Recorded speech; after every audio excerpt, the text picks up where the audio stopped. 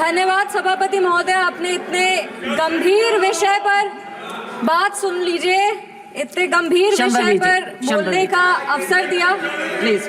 इस मौके पर हम आभार व्यक्त करेंगे हमारे पार्टी के राष्ट्रीय अध्यक्ष श्री चिराग पासवान जी का, क्योंकि दोनों तरफ से देख रहे हैं कि बहुत कद्दावर, बहुत सीनियर नेता संविधान के चर्चे पर बोल रहे हैं, पर एक पहली बार जीत कर आए हुई महिला युवा सांसद को संविधान के चर्चे पर बोलने का मौका दिया। इसके लिए हम हमारे राष्ट्रीय अध्यक्ष श्री चिराग पासवान जी के आभारी हैं।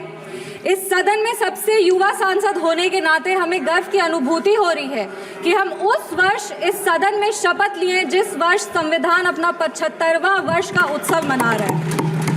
सोशियोलॉजी की छात्रा रहे हैं, कॉलेज में सोशियोलॉजी को संविधान को एकेडमिकली और थ्योरेटिकली पढ़ने का मौका मिला है, पर 24 जून को जब इस सदन में हमने शपथ ली थी तो संविधान को अपना प्रेरणा मान करके, प्रेरणा स्तोत्र उससे प्रेरणा ले करके अपने कार्यों में भी संविधान को ढालने का मौका मिला है।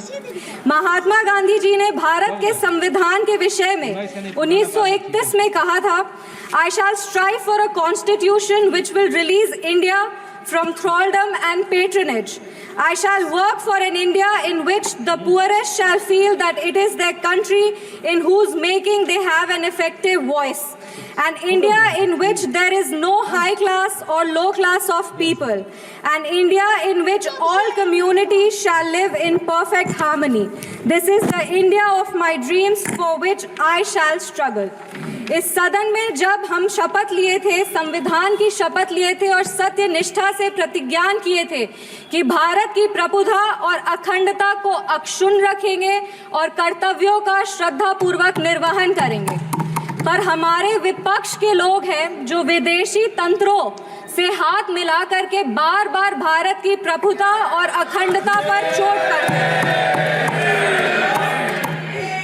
एक तरफ जहां मोदी जी की कार्यकाल में एफडीआई बढ़ा है, जो फॉरेन डायरेक्ट इन्वेस्टमेंट है, वहीं पे इतने ही वर्षों में कांग्रेस का एसडीआई जरूर बढ़ गया। अब एस उसमें क्या है, उसका नाम लेंगे तो हल्ला हंगामा हो जाएगा, इसीलिए आप लोग खुद ही समझ जाइएगा।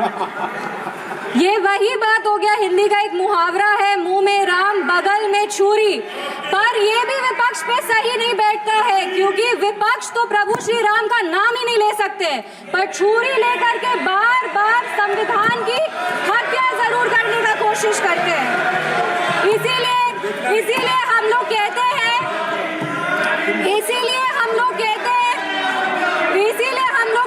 कि संविधान नेता के हाथ में नहीं, संविधान नेता के दिल में होना चाहिए।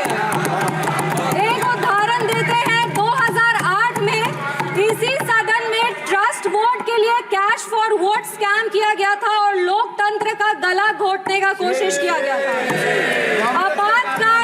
आपातकाल इमरजेंसी में जिस तरह से संविधान का चीरहरण हुआ था वो हम सब ने देखा था, और हम तो बिहार की बेटी हैं।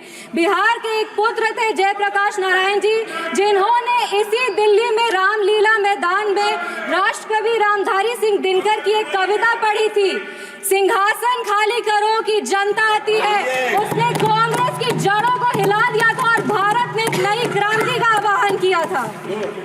आज जब हम संविधान के 75वें वर्ष का उत्सव मना रहे हैं तो हम नमन करते हैं संविधान के निर्माता डॉक्टर बाबा साहब भीमराव अंबेडकर जी का, जिन्होंने अपनी पूरे जीवन की सीख को इस संविधान के निर्माण में लगा दिया, लेकिन कांग्रेस ने उनका अपमान करने से वो कभी नहीं चूके। जिस संविधान सभा सेंट्रल हॉल में संविधान पे चर्चा हुई, संविधान लिखा गया, उस सेंट्रल हॉल में बाबा साहब की चित्र तक को इन्होंने लगने नहीं दिया। इनके कार्यकाल के 2 प्रधानमंत्री ने खुद भारत रत्न लिया सर मैम, लेकिन बाबा साहब को भारत रत्न नहीं देने दिया। मैं नमन करती हूँ उन सभी संविधान सभा के सदस्यों का जिन्होंने 2 साल 11 महीने और 17 दिन में इस संविधान को आकार दिया।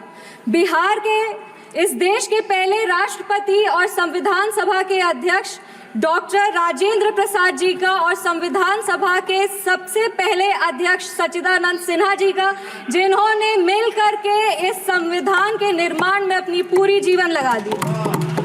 संविधान, विपक्ष को कहना चाहेंगे, संविधान सिर्फ आर्टिकल्स और प्रिंसिपल्स नहीं है, ये एक ग्रंथ है, ये आम आदमी का भरोसा है, ये आम आदमी की आस है।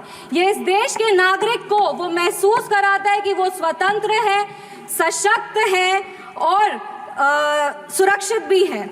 इस संविधान की ताकत ही है कि आज इस 25 साल की युवा महिला सांसद इस सदन में महिलाओं की आवाज बनी है। ये संविधान की ताकत है कि इस देश के सबसे उच्च पद पर एक आदिवासी समुदाय की महिला विराजमान है। ये संविधान की ताकत है कि हमारे प्रधानमंत्री एक गरीब परिवार के सदस्य हैं और इस संविधान की ही ताकत है कि जननायक कर्पूरी ठाकुर जैसे व्यक्ति जो एक पिछड़े वर्ग से आते थे वो बिहार प्रदेश जैसे राज्य के मुख्यमंत्री बने। पर अब जब बिहार की बात कर रहे हैं तो हम जरूर इस सदन के संज्ञान में लाएंगे कि विपक्ष दल का एक शासन आया था जब बिहार में जंगल राज आ गया था। उस जंगल राज में हर वो कार्य हुआ, उस जंगल राज में हर वो कार्य हुआ जो संविधान का उल्लंघन था, संविधान के निर्माताओं के विचारों का उल्लंघन था। बिहार उस समय दंगों और अपहरण का गढ़ बन गया था। हम आभार व्यक्त करेंगे हमारे यशस्वी प्रधानमंत्री श्री नरेंद्र मोदी जी का, हमारे माननीय मुख्यमंत्री श्री नीतीश कुमार जी का और हमारे पार्टी के राष्ट्रीय अध्यक्ष श्री चिराग पासवान जी का, जिनके अथक प्रयासों की वजह से आज संविधान के उसूल बिहार में कायम है।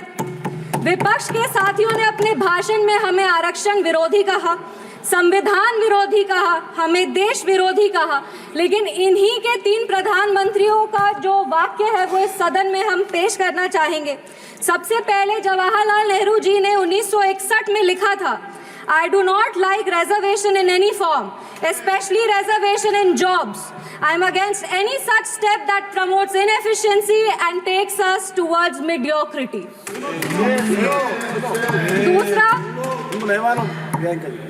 दूसरा इंदिरा गांधी जी ने, नीरज चौधरी जी की एक किताब थी हाउ प्राइम मिनिस्टर डिसाइड्स, उसमें उन्होंने कहा था अपने तब के लॉ मिनिस्टर शिव शंकर जी को कि एक ऐसा ATR तैयार कीजिए कि सांप भी मर जाए और लाठी भी न टूटे। ये मंडल कमीशन के रिपोर्ट पे उन्होंने कहा था। तीसरी राजीव गांधी जी ने